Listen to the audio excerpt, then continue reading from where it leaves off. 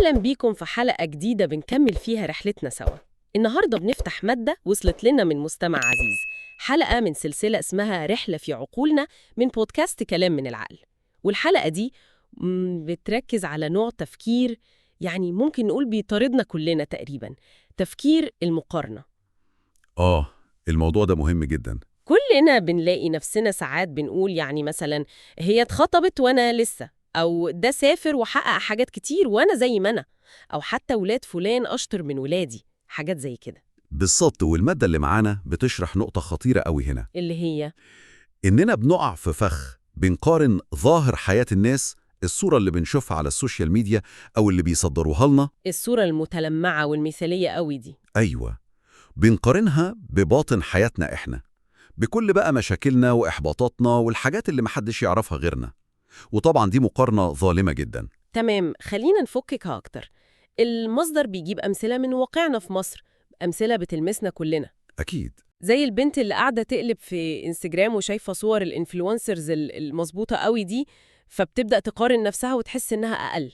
امم أو الشاب اللي ممكن يحس إنه يعني فاشل أو متأخر لمجرد إنه ما سافرش زي قريبه أو صاحبه. صحيح، مع إن الظروف ممكن تكون مختلفة تماما. بالظبط. والأمثلة دي بتوضح خطورة الموضوع ده قد إيه. زي ما المصدر بيقول، التفكير ده بيضيع إحساس الرضا تماماً، بيخلي الواحد مش شايف النعم اللي عنده، وبيستصغرها كمان. والأخطر إنه ممكن يزرع غيرة أو حسد في القلب، وفي الآخر بيضيع السلام الداخلي. فعلا. كلام يخض شوية ويخلينا نقف. طيب المصدر بيقدم حلول؟ إزاي نتعامل مع الوحش ده؟ هو بيقدم روشتة حلوة قوي، بتجمع بين الفهم النفسي والتوجيه الروحي، وده الجميل فيها. إيه أول خطوة؟ أول خطوة ودي أساسية، هي الوعي. إننا نفهم ونعترف إن المقارنة دي ظالمة.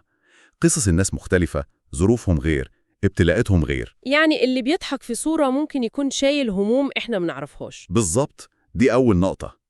تاني حاجة ودي الأهم بقى، إننا نغير اتجاه البوصلة، بدل ما هي اللي بره بتقارن بغيري. نوجهها لجوه؟ أيوة، نركز على نفسنا. أسأل نفسي، أنا كنت فين وبقيت فين؟ إيه الحاجات الحلوة اللي في حياتي دلوقتي؟ إيه النعم اللي أنا فعلا ممتن ليها النهاردة؟ التركيز ده بيفرق. تغيير التركيز ده مهم قوي، والمصدر كمان زي ما قلت بيضيف بعد تاني. البعد الروحي والديني، صحيح، وده بيدي عمق للعلاج. زي إيه مثلا؟ يعني مثلا بيستشهد بآية كريمة في سورة الأنعام: وهو الذي جعلكم خلائف الأرض ورفع بعضكم فوق بعض درجات ليبلوكم فيما آتاكم. الله، يعني الفروقات دي مقصودة كابتلاء واختبار؟ بالظبط، هي اختبار من ربنا، مش سباق مين يكسب. الفهم ده لوحده بيريح القلب قوي. فعلا بيغير النظرة كلها. وكمان في توجيه نبوي حكيم جدا، حديث يعتبر وصفة عملية للرضا. اللي هو حديث النبي صلى الله عليه وسلم: انظروا إلى من هو أسفل منكم ولا تنظروا إلى من هو فوقكم، فهو أجدر ألا تزدروا نعمة الله عليكم. يعني نبص للي أقل مننا عشان نعرف قيمة اللي عندنا. تمام؟ ده بيجيب الرضا والقناعة، بدل ما نبص لفوق فنحس بالنقص أو نزعل. توجيه بسيط وعميق في نفس الوقت. المصدر بيختم بنصيحة عملية مركزة، صح؟ أيوة، القاعدة الذهبية اللي بيقدمها: قارن نفسك بنفسك.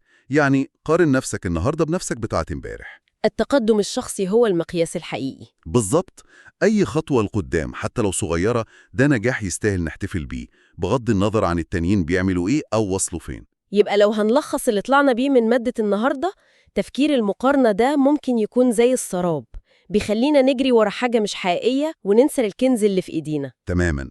والخلاصة زي ما المصدر بيأكد هي الرضا. الرضا باللي ربنا قسمه وكتبه. الرضا اللي مش معناه كسل، لكن فهم وقبول.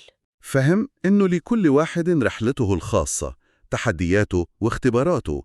لما الواحد بيركز على رحلته هو ويرضى بنعمه، هنا بيلاقي السلام الداخلي والراحة الحقيقية. ودي رسالة مهمة لكل حد بيسعى ويتعلم. السعي جميل، لكن الرضا بالرحلة هو سر الطمأنينة. كلام جميل ومريح. طيب، وفي نهاية رحلتنا مع تفكير المقارنة، المصدر بيشوقنا للمحطة الجاية في سلسلة رحلة في عقولنا. الحلقة الجاية شكلها مهمة برضو. هتكون عن إيه بقى؟ عند الوصول لمحطة التفكير الهادئ.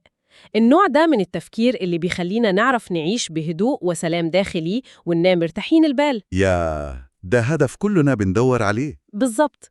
دعوة لينا كلنا نفكر، هل ممكن فعلا نوصل لعقل هادئ وقلب مطمئن وسط كل الضغوط دي؟ ده اللي هنكتشفه سوا المرة الجاية إن شاء الله.